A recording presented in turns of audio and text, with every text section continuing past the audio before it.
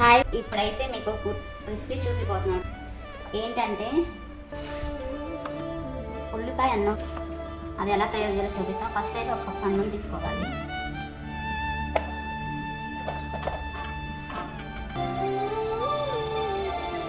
ఇదైతే చాలా చాలా బాగుంది. ఒకసారి ట్రై చేయండి మీరు కూడా. ఫస్ట్ తాలింపు వేసుకోవాలి ఫ్రెండ్స్. దీనికి ఏమేమి కావాలంటే ఆయిల్, సాంబార్ పొడి, ధనియాల పొడి, ఉల్లిపాయ, పచ్చిమిర్చి, కొత్తిమీర, కరివేపాకు, రైస్, తగినంత సాల్ట్, కారం.